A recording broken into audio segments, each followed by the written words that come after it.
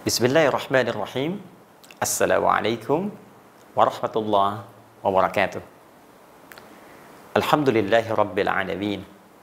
Wassalatu wassalamu ala ar-rasulil amin. Sayyidina Muhammadin wa ala alihi wa sahbihi wa dhurriyyatihi wa ummatihi ila yaumiddin. Wa ba'du. Saudara-saudariku, alhamdulillah kita diperkenankan oleh Allah Subhanahu wa taala untuk berjumpa kembali di hari yang ke-18 di bulan Ramadan tahun 1441 Hijrah ini. Tentunya kenikmatan besar bagi kita yang diberikan oleh Allah kesempatan sampai hari ini yang kita harus gunakan setidaknya untuk mengevaluasi diri. Apakah sampai di hari yang ke-18 ini kita sudah merasa nikmat untuk menunaikan puasa dengan segala ibadah yang telah kita tunaikan, untuk kita isikan nilai-nilai puasa yang lebih berkualitas dari tahun-tahun sebelumnya. Dan tentunya kita dorong ini semua dengan berdoa kepada Allah Subhanahu wa taala. Semoga Allah berkenan menerima seluruh amal ibadah yang telah kita tunaikan khususnya di hari-hari Ramadan ini sampai hari ke-18 ini dengan penerimaan yang terbaik insyaallah.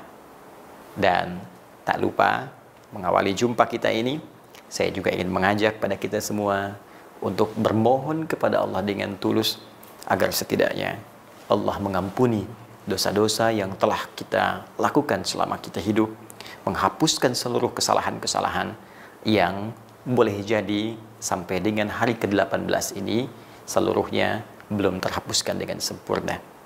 Dan tentunya itu semua akan ditandai dengan perubahan yang positif pada perilaku kita.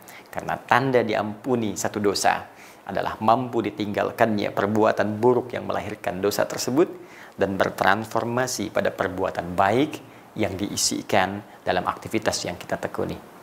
Untuk itu, di edisi yang ke-18 Aku Suka ini, kita mencoba menjadi diri yang lebih baik dengan belajar tuntunan syariat dan meneruskan pelajaran yang telah kita uraikan pada pertemuan-pertemuannya sebelumnya. Pelajaran yang telah kita uraikan pada pertemuan-pertemuan sebelumnya. Baik, di edisi yang ke-17 kita telah uraikan tentang makna nuzul Al-Quran dengan segala turunan pembahasan di dalamnya. Dan tentunya saya mengajak kepada teman-teman yang baru bergabung pada edisi yang 18 ini agar berkenan dengan segala kerendahan hati menyimak pelajaran kita edisi sebelumnya sehingga merasakan ketersambungan uraian dari edisi sebelumnya hingga pembahasan saat ini. Di edisi yang lalu secara singkat saya telah jelaskan makna nuzul Al-Quran secara kebahasaan dan turunan dari referensi yang kita dapatkan pada Al-Quran dan hadis-hadis Nabi SAW bahwa Al-Quran diturunkan dalam suasana yang sangat istimewa, baik dari segi waktunya saat diturunkan dipilih bulan yang terbaik yaitu Ramadan berdasar keterangan di Quran surah kedua ayat 185. Kemudian dari malaikat yang dipilih pun malaikat yang spesial sampai mendapat julukan Ar-Ruhul Amin, pemimpin para malaikat, Sayyidul Malaikat, ya, yaitu malaikat Jibril alaihi salam. Dan juga Masya Allah, Rasul yang ditunjuk pun di bumi untuk menyampaikan risalah Al-Quran pada seluruh manusia tanpa batas sampai dengan berakhir kehidupan dunia ini dan risalah itu masih abadi, yaitu Rasul yang sangat istimewa yang dipuji oleh Al-Quran dengan firman Allah di surah Al-Qalam itu, wa innaka la'ala khuluqin azim, yang jaminan surganya diturunkan sebelum wafatnya dengan turunnya surah Al-Kautsar itu. Inna a'tainakal kautsar.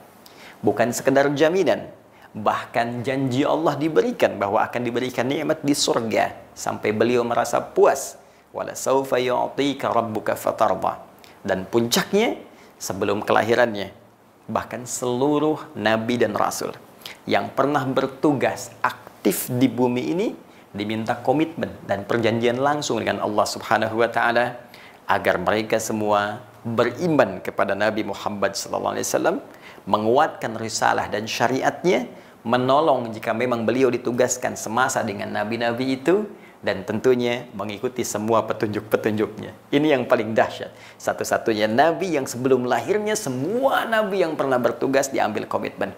Itu yang kemudian kita temukan pada jati diri Nabi Muhammad sallallahu alaihi wasallam, dan bagian terakhirnya saya telah referensikan di Quran surah ketiga Ali Imran itu di ayat ke-81.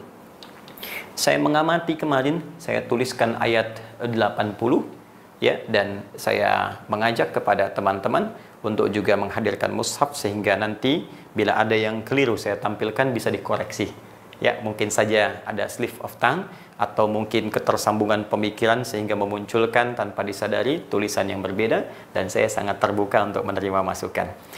Hanya sedikit saja, kemarin seingat saya ucapkan ini 80, ada pengaruh yang ingin saya bagi. Jadi dulu dengan izin Allah, alhamdulillah saya sempat mengaji, menghafal Quran, dan khususnya saat di Tripoli saya mempelajari beberapa riwayat. Ya, jadi ada riwayat Hafiz yang sekarang kita baca dari Asim, ya, Imam Asim, semoga Allah menyayangi beliau. Kemudian saya sempat belajar juga riwayat Warash dan Nafi', ya, dari Imam Nafi'. Jadi Warash dan Qalun. Jadi ada riwayat Warash, riwayat Qalun dari Imam Nafi'. Nah, ini pun saya pelajari. Nah, menariknya begini, kalau kita belajar ulumul Quran secara utuh, kita temukan firman Allah ini sempurna seluruhnya dan tidak pernah berubah. Ini benar jaminan Allah di Quran surah ke-15 itu, ayat 9. Inna nahnu nazzalna dzikra wa inna lahu lahafizun. Kami dengan segala keagungan Allah ingin menyampaikan informasi dahsyat bahwa Al-Quran itu kami turunkan, kata Allah, akan jadi pengingat bagi setiap manusia, mudah dihafalkan, dan kami akan jaga, tak pernah bisa berubah. Sampai kita kembali kepada Allah pun gak akan mengalami perubahan. Jadi firmannya sempurna, jumlah ayatnya sempurna sampai dengan saat ini. Hanya ketika Nabi sampaikan, kan belum ada mushaf seperti sekarang, ya. Nah, mushaf itu ijtihad untuk menuliskan firman dalam bentuk yang sekarang kita dapatkan. Bahkan dulu belum ada harakat, ya. Waktu pertama dituliskan mushaf Utsmani pertama itu dikumpulkan jadi mushaf, kemudian dikopi jadi 5 bagian, salin ulang, disebarkan ke 5 kota besar utama. Itu belum ada harakatnya, baru diharakati ketika muncul seorang bernama Khalil bin Ahmad Al-Farahidi, ya, mengambil turunan ilmu dari Abu Asad Ad-Du'ali, tersambung pada sahabat Ali bin Abi Thalib radhiyallahu taala anhu. Karena banyak orang Islam yang baru masuk belum bisa bahasa Arab, baca Quran khawatir keliru baca, maka ada harakat. Termasuk muncul kemudian ilmu pelengkap di tajwid yang melengkapi wakaf ibtida. Oh, di sini Nabi berhenti, kasih tanda wakaf, ya, termasuk penomoran. Nah, karena itu dalam beberapa mushaf yang kita dapatkan ada penomoran yang berbeda, itu ijtihad untuk wakaf dan ibtida. Kapan berhenti, kapan mulai.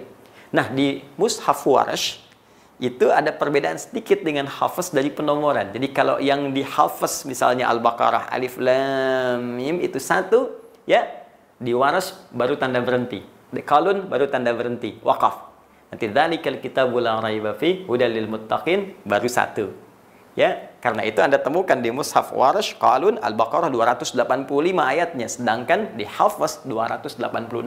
Itu bukan kurang ayat 1, cuma nanti penomorannya berbeda karena mengikuti tanda wakaf dengan hikmah tafsir nanti. Makna yang sangat luas dari Al-Quran. Termasuk di Ali Imran yang kemarin saya bacakan, 80 ini yang di mushafnya Warash. Jadi 80 nomornya, sedangkan yang di sini Hafiz, ya. Jadi Anda yang mengaji Hafiz, insya Allah ayatnya ditemukan di nomor 81. Poinnya adalah, kita tidak perdalam itu, kita lanjutkan. Poinnya, hikmah turunnya Al-Quran dengan segala keistimewaan ini seakan memberikan pesan kepada kita bahwa Al-Quran bukan kitab biasa. Bukan sekedar mu'jizatnya terletak pada bacaan yang dibacakan tanpa bosan. Ya, tidak hilang satu harakat pun, titik pun sampai saat ini setelah 15 abad dan sampai kapanpun tidak cukup sampai di situ. Tapi saking dahsyatnya fungsi Al-Quran dengan segala keistimewaan ini, Allah ingin memberikan pesan bahwa Al-Quran ditujukan untuk memberikan petunjuk. Fungsinya lebih dari sekedar bacaan, tapi jadi pedoman kehidupan bagi seluruh manusia yang hidup di bumi sampai kembali kepada Allah sejak risalah Nabi Muhammad sallallahu alaihi wasallam. Itu yang kita temukan di Quran surah kedua ayat 185 dengan redaksi Hudan. Syahrul Ramadan alladzi unzila fihi al-Qur'an hudal linnas. Ya, sebagai pedoman hidup yang Allah turunkan untuk seluruh manusia. Di sini kemarin kita berhenti. Nah, sekarang persoalan besarnya adalah apa kaitan antara turunnya Al-Quran ini dengan satu malam yang sangat istimewa yang juga terjadi saat Ramadan. Jadi kalau di Al-Baqarah 185 disebutkan Al-Quran turun ya pada bulan Ramadan, Syahrul Ramadan, demikian redaksi Al-Qurannya. Sedangkan di Quran surah ke-97, Quran surah 97, yaitu surah Al-Qadar. Ya, Al-Qadar. Menariknya teman-teman, ada isyarat bahwa di malam Ramadan ini pun ada satu malam yang istimewa. Di bulan Ramadan ini pun ada yang istimewa dan langsung pula dikaitkan dengan Al-Quran. Redaksi Al-Qurannya, Inna anzalnahu fi lailatul qadar. Sungguh dengan segala keagungan Allah Subhanahu wa taala dan dahsyatnya informasi yang disampaikan, kata Allah, Al-Quran itu inna anzalnahu, hu-nya kembali ke Al-Quran. Al-Quran itu diturunkan fi lailatul qadar, di malam Al-Qadar. Tulisannya Lailatul Qadar seperti ini. Ya. Jadi di ayat 185 Al-Baqarah memberikan informasi Quran turun di bulan Ramadan. Baik, satu. Kemudian yang paling menarik, di Quran surah Al-Qadar surah 97 disebutkan turunnya Al-Quran ini selain tadi Ramadan juga memberikan satu informasi penting yang baru, bahwa di satu malam utama Ramadan, ya, yaitu malam yang disebut dengan malam Al-Qadar. Nah, PR kita sekarang, apa korelasi turunan Al-Quran dengan malam Al-Qadar ini? Secara lebih jelas kita turunkan apa malam Al-Qadar itu. Satu. Kemudian yang kedua, keistimewaan apa yang didapatkan di malam Al-Qadar. Dan yang ketiga, ini yang paling penting kaitannya dengan Al-Quran, apa korelasi peran Al-Quran jika dikaitkan dengan malam Al-Qadar yang diinfokan di surah ke-97 ini. Korelasi perannya itu apa? Sehingga kita bisa menggali dengan lebih luas dan menerapkan makna ini dalam kehidupan.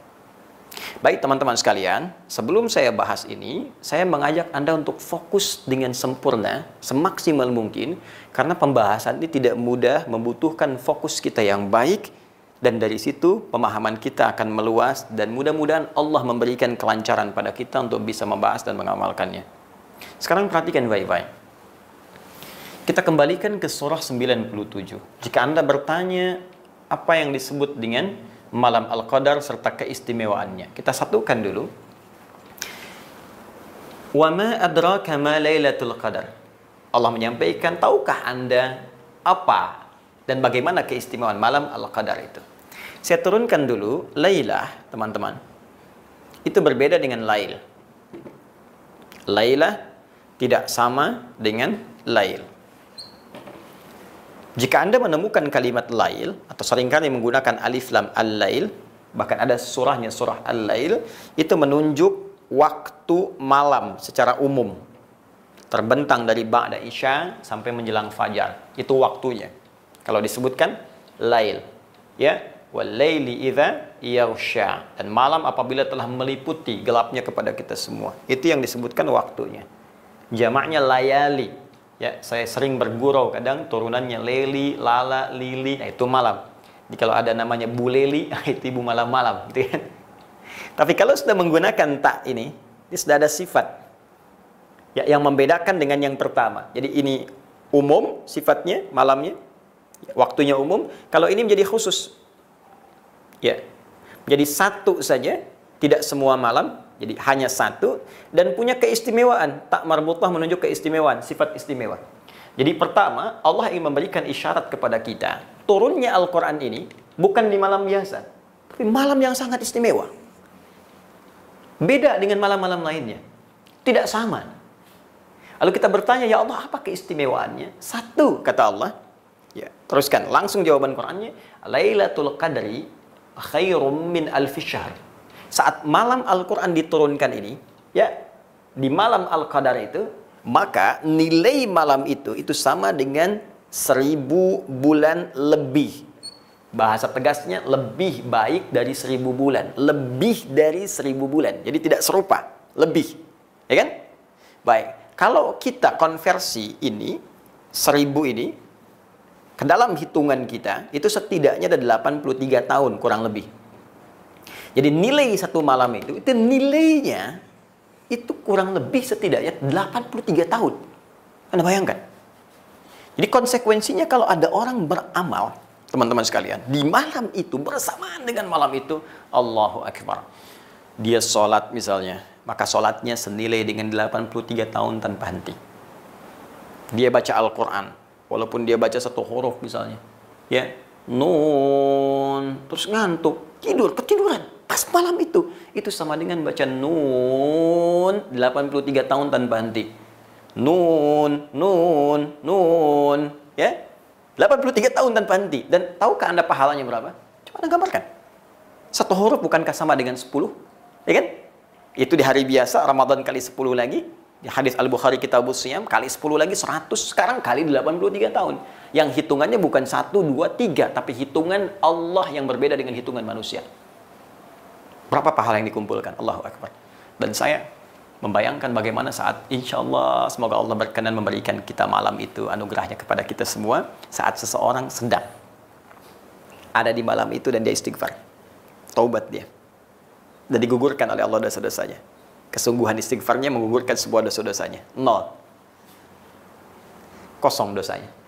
Kemudian dia baru beramal, baru pun menyebut nama Allah, senang dia, la ilaha illallah misalnya, tiba-tiba kemudian dia wafat sesuai ajalnya. Allahu Akbar. Dosanya kosong, punya amalan la ilaha illallah senilai 83 tahun kurang lebih. Betapa indah. Di penghujung wafatnya, husnul khatimah, dalam keadaan yang sangat indah. Anugerah yang sangat luar biasa. Dan itu hanya didapatkan, kualifikasi ini, ya, keutamaan ini, hanya didapatkan satu kali terjadinya satu kali saja, terjadinya di satu malam Ramadan saja. Dan malam inilah yang mendapatkan keberkahan dari Al-Quran. Sehingga disebutkan di Quran surah Ad-Dukhan itu, ya, bukan Dukhan yang kemarin rame, ya, surah Ad-Dukhan dalam Al-Quran, teman-teman sekalian, di surah yang ke-44, surah 44 di halaman 496, di ayat yang ketiga, teman-teman, Allah sebutkan, langsung disebutkan dengan kalimat fi lailatim mubarakah. Kalau orang dapat malam itu penuh dengan keberkahan, nilai kebaikan bertambah karena dapat berkah dari Al-Quran tadi. Baik, itu kalau ada orang bertanya, apa keistimewaan malam Al-Qadar? Allah langsung jelaskan. Kemudian kata Allah, malaikat turun, semua pada saat itu. Tanazzalul malaikat waruh, bahkan Jibril ikut turun. Malaikat Jibril alaihissalam tugasnya menyampaikan wahyu pada Nabi Muhammad SAW. Ya, selesai Nabi Muhammad SAW wafat, selesai tugas menurunkan wahyunya. Tapi malaikat Jibril setahun sekali turun ke bumi. Ya, karena keagungan Al-Quran dan keagungan malam Al-Qadar itu turun ke bumi, menyertai hamba-hamba yang ibadah. Ya, sampai saking banyaknya malaikat yang turun, para ulama tafsir menyebutkan bumi seakan-akan sesak oleh malaikat, sehingga suara-suara bising jadi redup, angin-angin jadi berhenti, sehingga terbaca suasana alam jadi teduh, nikmat. Dan ini bahasa Al-Qur'annya diungkapkan dengan kalimat salam. Salamun hiya hatta matla al-fajr. Malam Al-Qadar. Nah, sekarang yang paling menarik, ini kan baru pahala nih. Baca Quran dapat pahala, sholat dapat pahala. Sekarang pembahasan utama kita, apa korelasinya peran Al-Quran ini dengan Lailatul Qadar? Korelasinya apa? Fungsi utama Quran dikaitkan dengan malam Al-Qadar itu seperti apa? Ini yang jarang dibahas, jarang diuraikan oleh para ulama kita, termasuk dalam kitab-kitab ulumul Quran. Baik, sekarang kita gali pelan-pelan. Teman-teman sekalian, untuk mengetahui korelasi itu, kita harus kembali ke pertanyaan ini dulu. Apa ya yang dimaksud Lailatul Qadar itu? Saya telah uraikan kalimat lailnya, yang berarti malam yang istimewa. Tinggal tersisa kita untuk memahami makna qadarnya. Ini. Dari sini baru kita mengetahui tentang korelasi peran Al-Quran dengan malam Al-Qadar. Al-Qadar, teman-teman, secara ringkas bisa dipahami dengan ketetapan Allah Subhanahu wa taala terkait dengan alur kehidupan setiap hamba.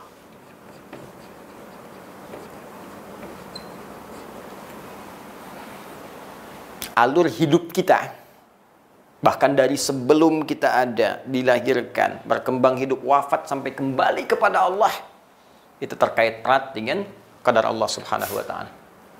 Dengan sifat Allah yang tentunya maha mengetahui, maha meliputi. Sebelum terjadi, sedang terjadi, akan terjadi, nanti bagaimana, semua Allah tahu.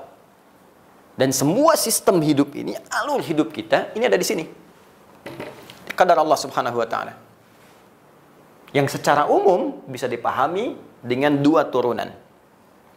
Turunan pertama, ada yang sama sekali tidak bisa dirubah oleh apapun. Jadi Allah telah tetapkan. Dan Allah maha mengetahui seluruhnya, dan ini nggak bisa dirubah. Ya, contohnya apa? Misalnya ajal. Ya, ajal ditetapkan oleh Allah Subhanahu wa taala kepada kita semua dan nggak bisa dirubah dengan apapun. Ya, awas, jangan keliru memahami. Ajal itu batas usia kita. Ya, misal ada yang 63 tahun, 64 tahun, 65 tahun, 80 tahun, lebih daripada 100 tahun, ada.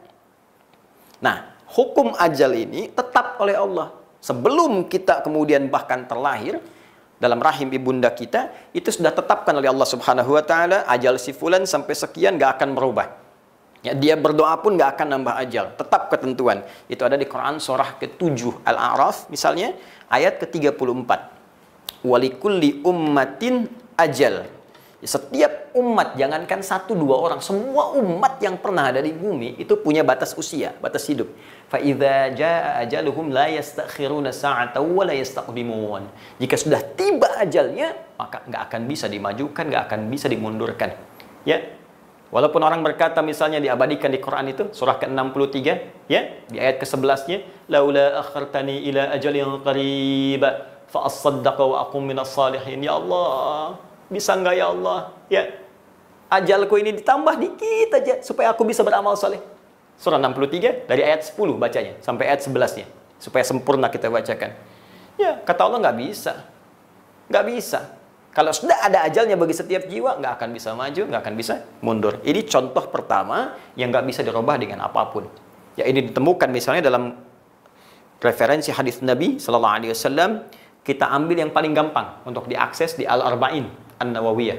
Ya, hadis nomor keempat dari sahabat Abu Abdurrahman Abdullah bin Mas'ud radhiyallahu ta'ala anhu, ya'ni Nabi sallallahu alaihi wasallam wa huwa as-sadiqul masduq, disebutkan inna ahadakum yujma'u fi batni ummihi 40 yawman nutfah. Setiap kalian, kata Nabi sallallahu alaihi wasallam, anak cucu Adam dihimpun dalam proses penciptaan di perut ibundanya 40 hari pertama jadi nutfah. Ya, pancaran antara spermatozoa menyatu dengan ovum berproses. Thumma yakunu mithla dzalika 'alaqah, thumma yakunu 'alaqah mithla dzalik. Kemudian 40 hari kedua berproses jadi alaqah, zigot yang menempel di dinding rahim. Thumma yakunu mudghah, ya mithla dzalik. Kemudian 40 hari lagi berubah jadi mudghah, berubah menjadi mudghah, sudah mulai terlihat keratan dagingnya, nampak. Ya, thumma yursalu ilaihil malak, dan diutus malaikat pada usia 120 hari, 4 bulan kandungan tadi.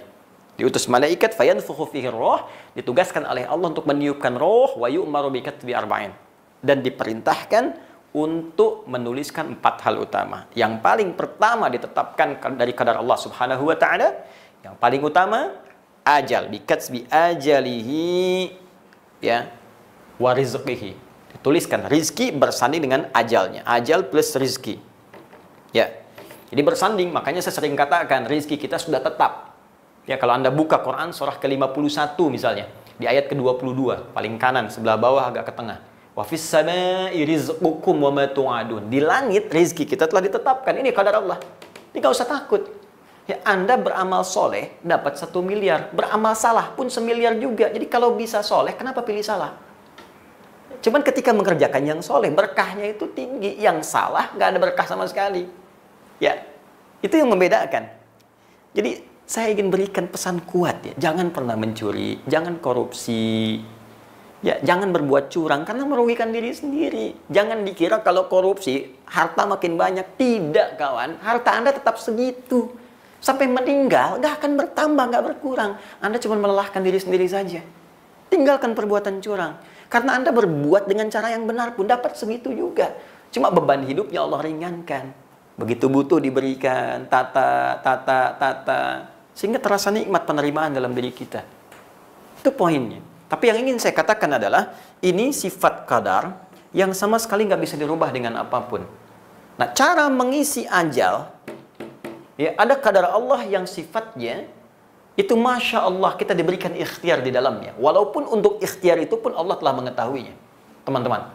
Jadi sebelum kita kerjakan, saat kita kerjakan, nanti akan kita kerjakan, Allah tahu. Ya, tapi kita diberi peluang oleh Allah untuk berikhtiar di situ. Silahkan. Contoh apa? Ajal, batas usia. Cara mengisi usia ini supaya Allah ridha, itu disebut dengan umur namanya. Umur. Dari kata amara ya'muru. Ya'muru ditemukan di Quran surah ke-9 ayat 18 ini tentang masjid. Innama ya'muru masajidallah. Kalimat umur sendiri ditemukan di Quran surah ke-22 ayat 5 misalnya. Ila arzalil umuri. Ya. Apa itu umur? Umur itu saya sering sampaikan dalam beberapa kajian, sesuatu yang mengandung banyak manfaat. Ya. Sesuatu yang melahirkan kesuksesan. Sesuatu yang melahirkan keberkahan, berkah, bertambahnya nilai kebaikan. Artinya, sepanjang diberikan batas usia, ayo coba gunakan isi aktivitas kita untuk berbuat segala hal yang bermanfaat. Ya, memandang yang bermanfaat, bicara yang bermanfaat, melangkah ke arah yang bermanfaat. Ya, awas hati-hati. Makanya kalau ditanya begini, berapa umur Anda? Itu sebetulnya pengingat dari Allah. Bukan tentang ajal, tapi tentang efektivitas usia yang diberikan oleh Allah pada kita. Jadi kalau Anda berkata begini, Alhamdulillah diberikan 40 tahun, 60 tahun. Balik tanya, selama 60 tahun itu berapa banyak manfaat yang sudah kita dapatkan? Berapa banyak perbuatan baik yang sudah kita hasilkan? Jangan-jangan anak 4 tahun belum balik, manfaatnya lebih banyak dibanding kita yang sudah 40 tahun. Huh? Sukses. Ayo, selama hidup sukses. Bekerja yang giat. Ya, bekerja yang benar. Dengan penuh semangat. Apapun profesi Anda, dimanapun Anda mengabdi. Di birokrasi, di diplomasi, mengajarkah Anda, di militer. Ayo, semangat bekerja. Tempuh. Karena itu nanti kita dapatkan pedoman-pedoman untuk memotivasi kita semangat dalam beraktivitas. Makanya sahabat Nabi juga biasa banyak. Di militer yang sukses banyak. Ada Khalid bin Walid misalnya. Di birokrasi juga banyak. Ada Amr bin As, ada Muawiyah bin Abi Sufyan. Yang pengusaha sukses banyak. Ada Uthman bin Affan, Abdurrahman bin Auf. Yang pengajar dosen sukses banyak. Ada Ali bin Abi Thalib, ada Abu Hurairah. Termasuk Sayyidah Aisyah. Disilahkan passion kita apa? Sukses. Dan jangan lupa kesuksesan itu harus punya nilai keberkahan, nilai-nilai positif. Itu yang disebut dengan umur. Nah, untuk bisa mewujudkan ini, kita kan harus berikhtiar. Untuk ngajar, perlu belajar. Mau jadi orang hebat, perlu belajar dengan baik dulu. Sekarang kuliah, jurusannya apa, pelajari, ikut training. Itu ikhtiar kita. Jelas ya? Diberikan kesempatan oleh Allah Subhanahu wa Ta'ala. Karena itu di Quran surah ke-13 terkait dengan ini, ya, Quran surah 13 ayat yang ke-11, ya, Allah sampaikan di pertengahan ke ujung ayatnya, ayat yang ke-11, innallaha la yughayyiru ma biqaumin hatta yughayyiru ma bi anfusihim. Ini yang dimaksudkan. Allah tidak akan membimbing engkau, membantu engkau, merubah engkau, ya, menyempurnakan ikhtiarmu atau menghadirkan cita-citamu sebelum engkau berusaha sendiri untuk berikhtiar. Merubah apa yang kau ingin dapatkan itu. Maksudnya apa? Berikhtiar dulu. Nggak bisa ujug-ujug Anda menjadi misalnya seorang jenderal di militer. Anda menjadi pengusaha sukses. Tanpa seketika nggak ada usaha, tiba-tiba jadi aja. Nggak bisa. Kata Allah, saya bikin hukum universal. Pengen kaya, kerja. Pengen pintar, belajar. Di dalam konteks ini jangan salahkan. Kenapa dia nggak beriman kok bisa pintar? Allah tanya, kamu belajar nggak? Gitu. Di sini ada ikhtiar kita. Nah, ikhtiar ini pun teman-teman sekalian, ini butuh pedoman, butuh petunjuk. Kalau nggak ada petunjuk yang benar, bagaimana? Anda, maaf nih, teman-teman sekalian, pesan mobil. Bagaimana bisa menggunakannya? Kan Anda tanya, petunjuknya mana? Siapa yang bikin petunjuk? Yang bikin mobil. Yang bikin mobil membuat petunjuk tentang mobil. Yang bikin pesawat membuat pedoman pesawat. Yang membuat handphone membuat buku petunjuk handphone. Sekarang kita kan manusia. kita beraktivitas. Kalau ingin tahu petunjuk, jangan bikin sendiri. Tanyakan pada yang mencipta kita. Tanyakan pada yang membuat kita. Ya Allah, kembali kepada Allah yang hak, Allah yang ahad. Tanyakan kepada Allah, ya Allah, berikan saya petunjuk bagaimana cara saya menjadi A, bagaimana cara saya menjadi B. Ya Allah, saya ingin karir, ya Allah, sebagai seorang pengusaha sukses, tapi sukses ini mengantarkan saya pada ridhamu. Dunia sukses, fid dunya hasanah, akhirat dapat surga, fil akhirati hasanah. Ya Allah, saya ingin jadi jenderal militer yang sukses, karirnya sukses, bersamaan dengan itu bisa masuk surga seperti Khalid bin Walid. Ya Allah, saya di birokrat, ya Allah, saya di diplomat, ya Allah, saya dagang. Saya butuh petunjuk, ya Allah. Nah, ketika Anda membutuhkan petunjuk, dalam konteks itulah korelasi Al-Quran diturunkan. Karena itu disebut hudan. Jadi ini kaitan erat Al-Quran dengan malam Al-Qadar.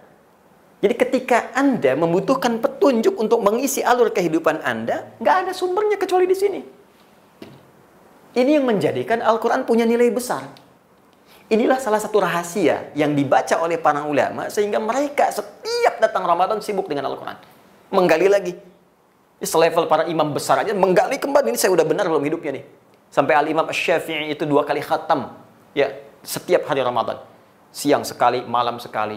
Dan puncaknya 10 hari terakhir itu semua menggali Quran. Untuk meluruskan hidup saya udah benar belum? Mungkin sukses sebagai seorang pengajar. Sebagai seorang ayah bagaimana? Sebagai seorang suami bagaimana? Bukankah akan dihisap? Ya, sebagai seorang anak bagaimana? Anda sukses mimpin di keluarga. Ada istri sukses dibimbing, anak dibimbing. Tapi apakah bakti Anda pada orang tua juga sukses? Coba lihat apa yang kita kerjakan, semua dihisap. Semua. Presiden dihisap, menteri dihisap, jenderal dihisap, ustadz dihisap. Kita semua dihisap. Akan mempertanggungjawabkan apa yang kita kerjakan. Karena itu, saya ingatkan, kita akan wafat. Kita akan pulang. Kita akan kembali. Dan ketika meninggal, status dunia semua lepas. Maka itu saya mengajak kepada semua, tanpa kecuali, renungkan dikala kita kembali. Kita pasti akan pulang menuju Allah, tanpa gelar dunia yang kita sematkan, kecuali amalan benar yang kita lakukan. Dan amalan itu bisa menjadi benar dengan petunjuk Al-Quran. Jadi ini yang ingin saya sampaikan, mengapa malam Al-Qadar begitu penting terkait dengan peran Al-Quran, karena ada korelasi peran sebagai bimbingan kehidupan kita. Jadi di sini banyak disimpulkan bahwa malam Al-Qadar itu adalah malam yang sangat menentukan. Malam Al-Qadar adalah malam yang bisa merubah kehidupan kita. Dalam arti merubah itu adalah petunjuk-petunjuk Al-Quran, bila kita amati dengan benar, itu akan memberikan pengaruh yang dahsyat dalam kehidupan kita. Bukan sekedar dosa diampuni, pahala berlipat, tapi di sini akan kita temukan sejatinya jati diri kehidupan kita. Nah, pembahasan ini menjadi penting untuk kita uraikan supaya kita mengerti betul apa esensi Al-Quran pada kehidupan kita yang bisa mentransformasikan orang jahiliyah menjadi khairu ummah, sekaligus juga teman-teman sekalian memberikan peran luhur dalam kehidupan dunia ini. Nah, tinggal satu pertanyaan lagi, kapan malam ini tiba? Kapan malam ini muncul? Khususnya di hari-hari Ramadan yang tengah kita hadapi. Kalau nggak tahu malamnya, bagaimana kita bisa memaksimalkan semua ibadah yang tadi kita telah diberikan petunjuknya? Namun jangan terburu-buru. Kita masih punya, dengan izin Allah kalau berkehendak, pembahasan berikutnya untuk kita gali dan kita jadikan itu sebagai pembahasan pada edisi Aku Suka yang ke-19 esok hari dengan izin Allah Subhanahu wa ta'ala. Semoga berkenan. Mohon maaf bila ada yang khilaf. Jika ada yang kurang atau keliru, Anda boleh meluruskan. Dan saya sangat bersyukur kepada Allah, berterima kasih kepada Anda, dan semoga juga pahala dilimpahkan kepada Anda semua. Demikian sekali lagi, semoga Allah menerima taubat kita, memberikan jalan terang pada kehidupan kita, mengampuni dosa-dosa kita, dan menempatkan kita di surga dengan izinnya bersama orang-orang terbaik yang Allah sayangi. Subhanakallahumma wa bihamdika, asyhadu an la ilaha illa anta, astaghfiruka wa natubu ilaik, wa akhiru da'wana alhamdulillahi rabbil alamin, wal afu minkum. Assalamualaikum warahmatullahi wabarakatuh.